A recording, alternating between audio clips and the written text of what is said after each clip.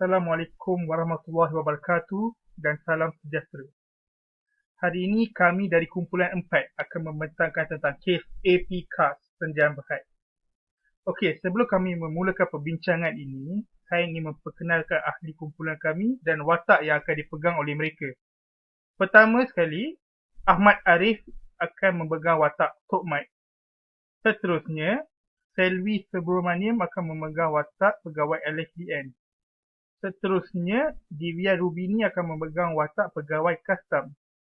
Yang keempat, Wan Muhammad Hua Rizmi akan memegang watak sebagai pegawai SPRM. Dan yang kelima, saya Muhammad Arif akan memegang watak peguam negara. Okey, saya akan memberikan pengenalan tentang kes Epicas Sendian Berhad ini. Kes ini menggambarkan seorang peniaga kereta dari Epicas Sendian Berhad bernama Tok Mat yang sedang menjalani siasatan oleh Lembaga Hasil Dalam Negeri, Jabatan Kastam Diraja Malaysia, Peguam Negara dan Suruhanjaya Pencegahan Rasuah Malaysia. Tok Mat dituduh mengelak cukai dan juga menyalahgunakan lesen import yang juga dikenali sebagai permit diluluskan, AP. Itu term yang digunakan untuk APCAS ni. Kes ini juga menggambarkan kawasan kelabu yang didakwa melakukan pengubahan wang haram.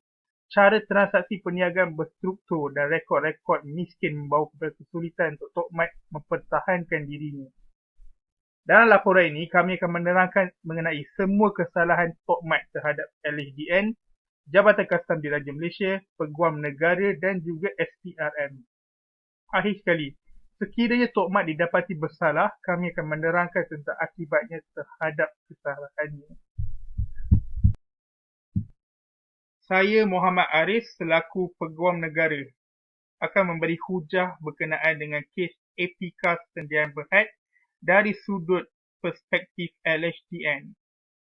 Tok Mat perlu membayar cukai pendapatan mengikut saranan LHDN iaitu secara ansuran bersama dengan mengemukakan borang Q untuk rayuan dan borang N untuk rayuan lewat. Menurut Seksyen 82A-1 dan -2 Akta Cukai Pendapatan, Tok Mat juga perlu menyimpan dokumen-dokumen berkenaan dengan cukai pendapatan sekurang-kurangnya 7 tahun.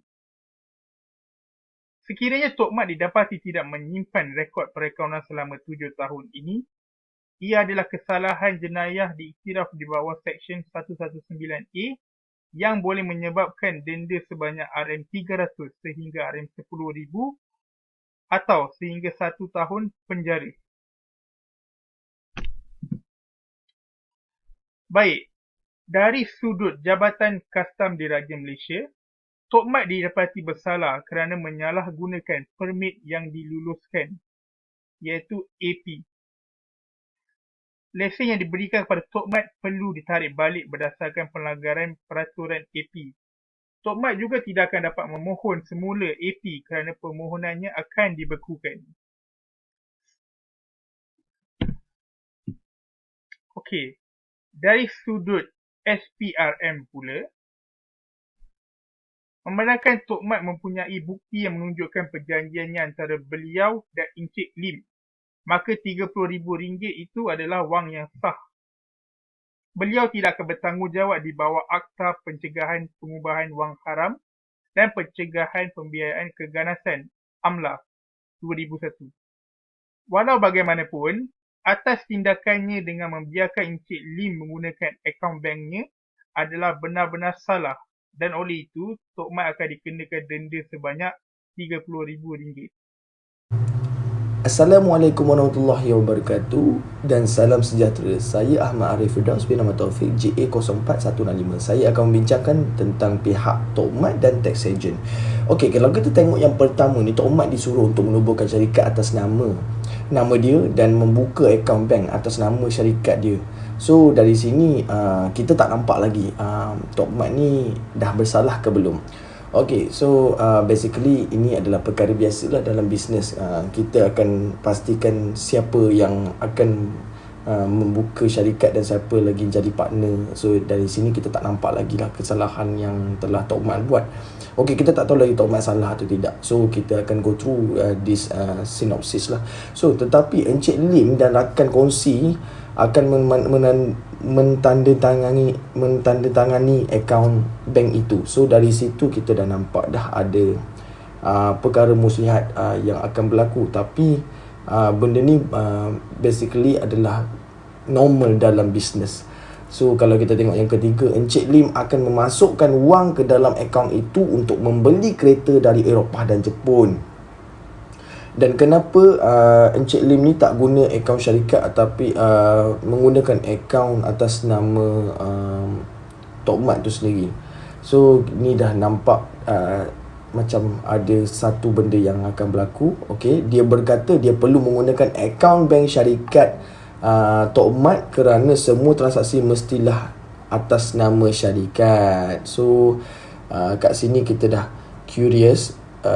Semua benda akan berlaku, semua benda akan dibuat melalui transaksi bawah syarikat Tok Mat. So kalau kita tengok next, Encik Lim berkata bagi setiap kereta yang dibeli dan jual, dia akan memberi Tok Mat ni RM30,000. Jadi itulah yang Tok Mat telah lakukan.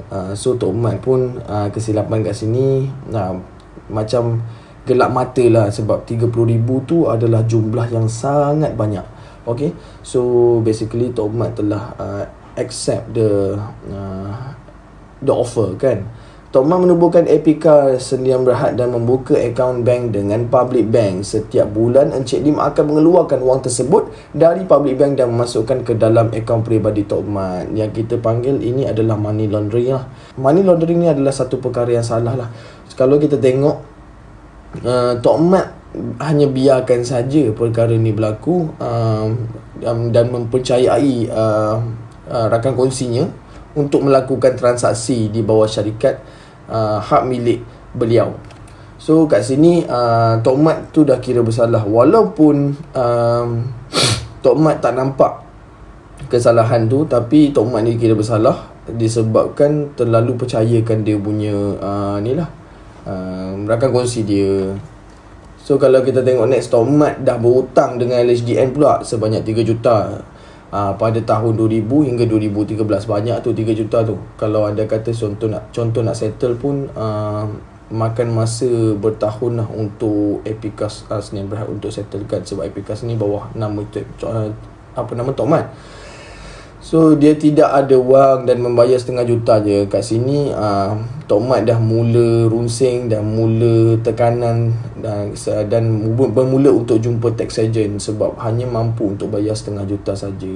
Dan mula untuk berbincang dengan tax agent apa yang boleh dilakukan. Okey, sekarang mereka datang untuk menyelongkar tempatnya, rumahnya, pejabat auditnya dan juru auditnya. Mereka mengambil segala-galanya. So dari sini tax agent pun dah menjalankan tugas untuk menyita semua apa yang dimiliki oleh Tok Mat ni. So dari sini kita tengok LHDN telah melakukan kerjanya. So dari sini Tok Mat macam dah rasa lebih tekanan, dah rasa lebih frust lah, tekanan lah untuk kes ni.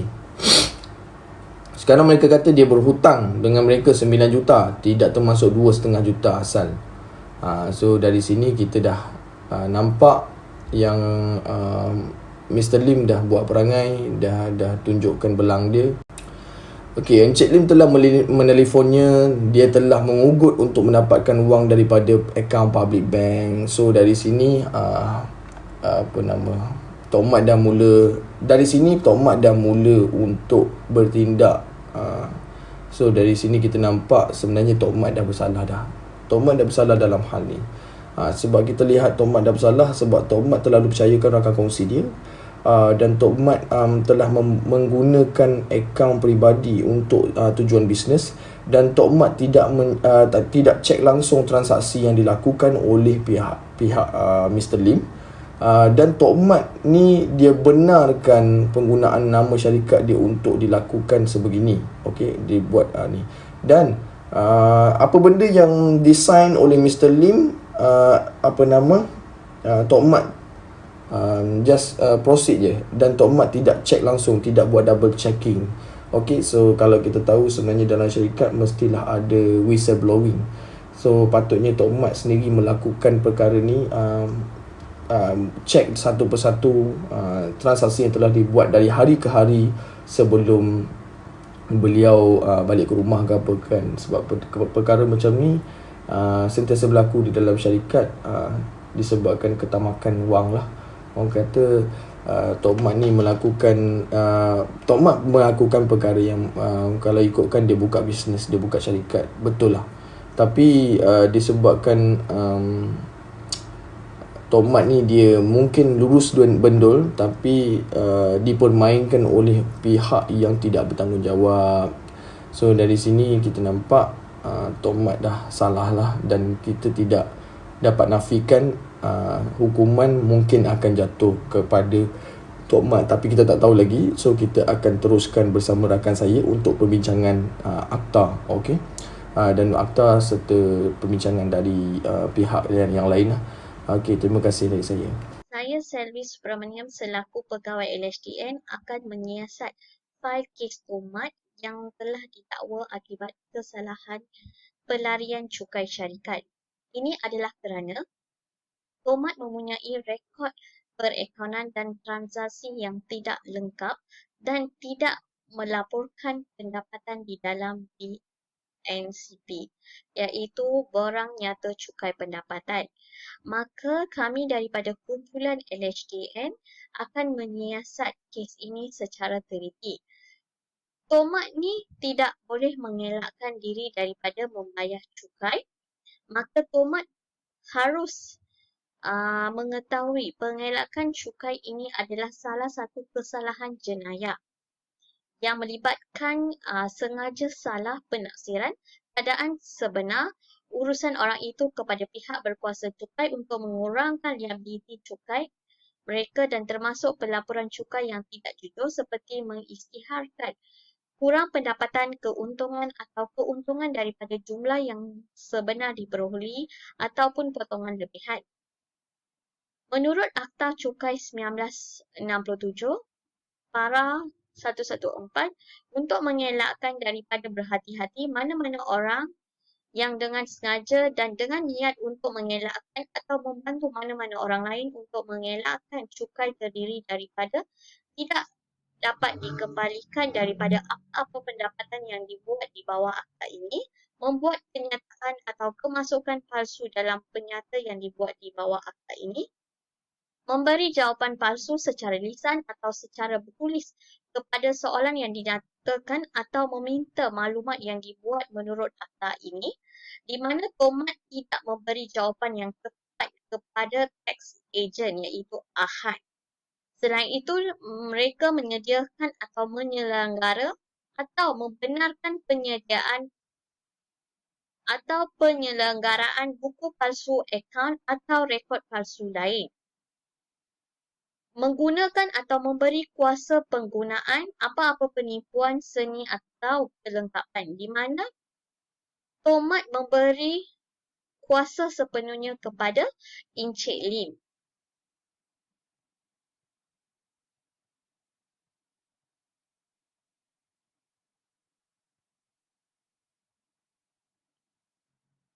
Okey, Tok Mat juga perlu membayar cukai pendapatannya sebanyak 9 juta, dan LHDN juga akan mengenakan bayaran sebanyak 10% untuk kenaikan cukai yang akan dibayar untuk mengemukakan lewat, dan tambahan 5% kepada ke atas baki sekiranya pembayaran tidak diselesaikan dalam masa 60 hari dari tarikh akhir tersebut. Dan untuk tahun 2001 hingga 2003, Tok Mat telah membayar kira-kira 2.5 juta lagi. Sejak Tok Mat hanya membayar setengah juta sahaja. So maksudnya Tok Mat ni dah bayar 2.5 juta dan perlu bayar 2.5 juta, dan hanya Tok Mat membayar setengah juta sahaja. Oleh itu, RM 2.5 juta akan ditambah dengan jumlah penalti dan dapatkan jumlah cukai yang perlu dibayar.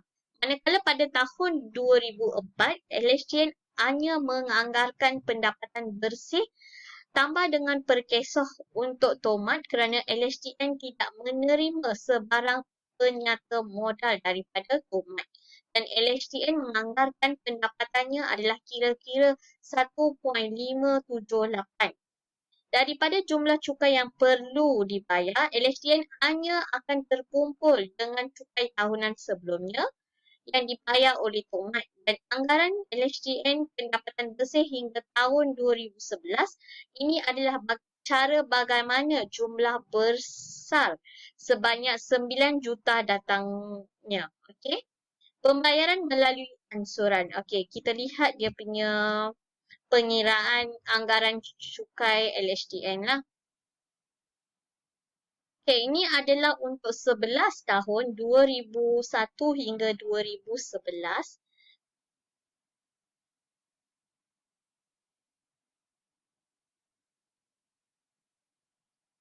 Okay, jumlah pendapatan selepas cukai untuk bagi 2011 adalah 7 juta lebih lah. Okay. Tambah dengan penalti 15%. So jumlah cukai yang perlu dibayar adalah 9 juta. Okay. 9 juta. Okay. Dan bayaran ansuran untuk 2011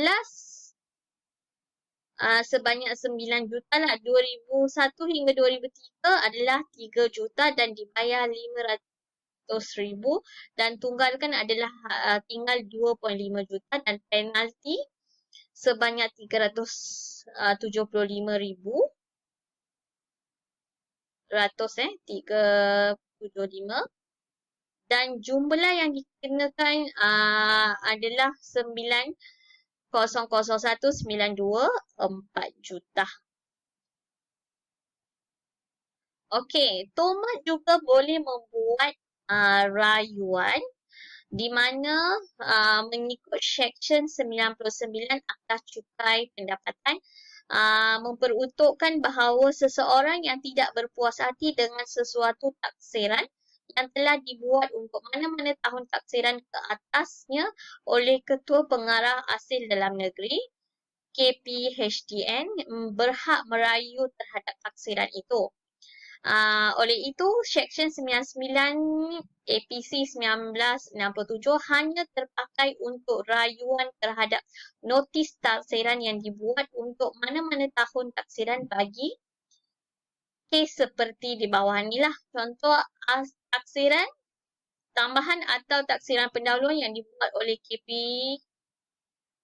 KPHDN hasil daripada penemuan audit meja atau audit luar, dan tafsiran anggaran yang dibuat tanpa BNCP atau BNCP lewat dikemukakan, iaitu di luar tempoh yang ditetapkan di bawah subsection 9/3 APC 1967. Dan rayuan ini hendaklah dibuat dengan daripada 30 hari selepas notis diserahkan seperti mana yang diperuntukkan di bawah subsection 19(1) ACP 1967. Okey, tomat boleh juga membuat rayuan dengan mengemukakan borang Q. Okey, kita tengok bagaimana prosedur rayuan borang Q. Orang yang membuat rayuan yang tu perayu, tomat hendaklah mengemukakan 4 salinan borang Q bagi setiap tahun taksiran dan perlu memastikan sekurang-kurangnya 1 salinan borang Q adalah salinan asal, manakala 3 salinan adalah fotokopi. Dan borang Q ni adalah lengkap, hendaklah mengandungi seperti berikutlah. Ini adalah prosedur untuk borang Q di mana tarikh dan amount cukai yang dikenakan dibayar. alasan rayuan secara terperinci dan mengandungi maklumat lain yang diperlukan oleh borang itu, mesti alasannya kukuh dah semasa membuat rayuan borang Q. Dan borang Q mestilah ditandatangani oleh perayu, iaitu tomat, orang yang ditaksir dan dikenakan cukai. Bagi kes syarikat dan perkongsian liabiliti terhad, borang Q hendaklah ditandatangani oleh orang yang diberi kuasa di bawah Seksyen 75 dan 75B APC 1967 masing-masing. Okey, ini adalah contoh borang Q bagi rayuan di bawah Akta Cukai Pendapatan 1997. So, tomat boleh mohon borang Q untuk mengurangkan cukai. Okey, di mana prosedur rayuan lewat borang N? Bagi rayuan yang tidak dikemukakan dalam tempoh yang ditetapkan, permohonan lanjutan masa untuk merayu boleh dibuat melalui borang N lah. Okey, borang N ini hendaklah dihantar ke cawangan LHDN yang mengendalikan fail cukai pendapatan perayu. Di mana cawangan yang mengendalikan fail cukai pendapatan tu kita kena hantar di sanalah. Okey, perayu hendaklah mengemukakan 2 salinan borang N bagi setiap tahun taksiran, iaitu 1 salinan borang N asal dan manakala satu lagi fotokopi lah. Okey, perayu juga mengemukakan alasan yang kukuh. Alasan yang kukuh untuk permohonan lanjutan masa, dan salah satu alasan yang boleh dipertimbangkan adalah keadaan di luar kawalan perayu. Okey, jika permohonan lanjutan masa diluluskan, LHDN akan mengeluarkan satu lagi borang, iaitu borang CP15A-1/2009 untuk memaklumkan tarikh lanjutan baru menyerahkan borang Q, iaitu 30 hari dari tarikh CP15A. Dan sekiranya lanjutan masa tidak dibenarkan, borang N bersama-sama dengan kenyataan alasan penolakan oleh KPHDN, iaitu borang CP15B akan dikemukakan kepada PKCP, dan apabila borang N dan kenyataan alasan tersebut dikemukakan kepada PKCP, dan LHDN akan memaklumkan kepada perayu dan akan mengemukakan sekali sesalinan kenyataan alasan tersebut. Dalam tempoh 21 hari selepas menerima pemberitahuan, perayu boleh mengemukakan kepada PKCP ulasan atau ujah secara bertulis berhubung dengan permohonannya dan kenyataan kepada KPHDN lah. Sekiranya permohonan ditolak dan perayu akan dimaklumkan oleh PKCP dan perayu tidak berhak membuat rayuan selanjutnya. Selanjutnya lah, borang M ni adalah prosedur yang terakhir sekali dan keputusan PKCP adalah muktamad di sana. Okay? Secara keseluruhannya, tomat juga dikenakan denda sehingga RM100 hingga RM20,000 ataupun penjara tidak melebihi 3 tahun atau kedua-duanya. Dan selamat sejahtera, saya Divya Rubini sebagai pegawai kastam akan menyiasat kes fail tomat yang telah disabitkan kesalahan oleh pihak LHDN atas tuduhan melarikan diri daripada cukai syarikat. Oleh itu, daripada pihak kami, iaitu kastam juga akan menyiasat tentang pelarian kes cukai tomat yang berkaitan dengan SST, duty import dan duty excise. Okey, permit diluluskan adalah lesen import dan ekspor yang dikeluarkan oleh agensi penerbit permit di bawah Akta Kastam 1967. Berdasarkan kes tomat ni, PIA yang memperkenalkan import dan ekspor kenderaan adalah Kementerian Perdagangan Antarabangsa dan Industri, iaitu MINTI. Okay, antara keperluan untuk mendapatkan AP syarikat yang layak memohon adalah seperti berikut.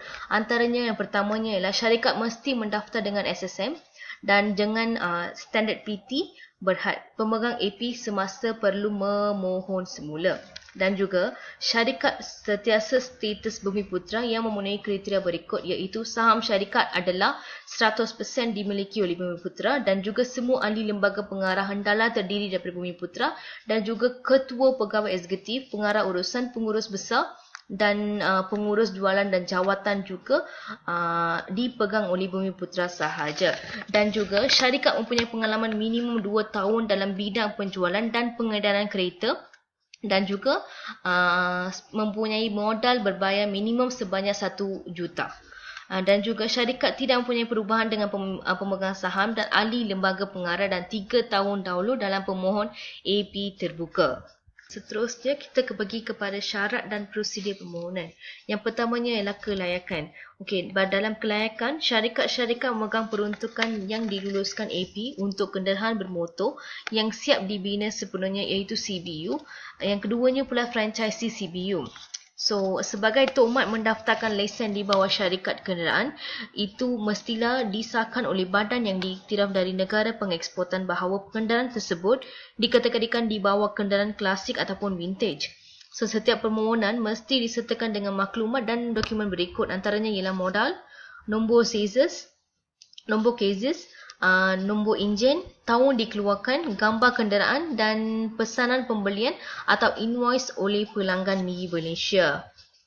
Seterusnya, bagi untuk cara permohonan AP, surat permohonan maju bersama dengan borang custom yang telah disiapkan JK69 dengan kod sistem Harmonized HS yang betul. Antara dokumen sokongan yang paling yang diperlukan ialah I borang A yang lengkap, dan untuk syarikat pula satu salinan lesen penghilangan di bawah ICA 1975. Manakala bagi untuk piagam pelanggan pula, permohonan akan diproses dalam 7 hari bekerja dan untuk permohonan manual dan 5 hari bekerja juga untuk permohonan dalam talian apabila menerima permohonan yang lengkap. Okey, untuk soalan bolehkah AP digunakan oleh pihak lain? Jawapannya ialah tidak. AP tidak boleh digunakan oleh pihak lain. Okey, untuk dalam kes ni, masalahnya bermula bila Tok Mat menubuhkan sebuah syarikat di bawah namanya dan membuka akaun bank syarikat itu. Walau bagaimanapun, beliau memberi kebenaran kepada Encik Lim untuk menggunakan AP beliau dan Encik Lim mengendalikan akaun banknya dan nama asalnya, nama syarikatnya dengan menggunakan AP Tok Mat. So, oleh itu, Tok Mat perlu tahu bahawa AP adalah di bawah namanya dan hanyanya dia yang berhak menggunakan lesen itu. Dia boleh meminta Encik Lim untuk membantukan untuk menguruskan pengurusan syarikat itu, tetapi tindakannya dengan memberikan Encik Lim kuasa untuk menggunakan AP beliau dilarang keras. So, antaranya tindakan ke syarikat melanggar ialah menarik balik kelayakan untuk menjadi syarikat terbuka AP serta lembaga pengarah dan pemegang saham akan disenarai hitamkan, dan juga perbelanjaan peruntukan AP akan dibeku ataupun tertakluk kepada tindakan lain yang sesuai. So, ini adalah kes-kes yang akan dituntutkan atas Tok Mat oleh Jabatan Kastam Diraja Malaysia.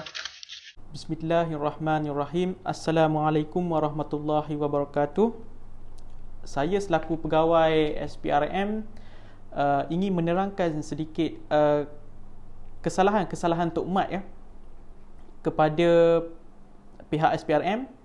Okey. Kesalahan Tok Mat kepada SPRM adalah kesalahan melibatkan pengubahan wang haram.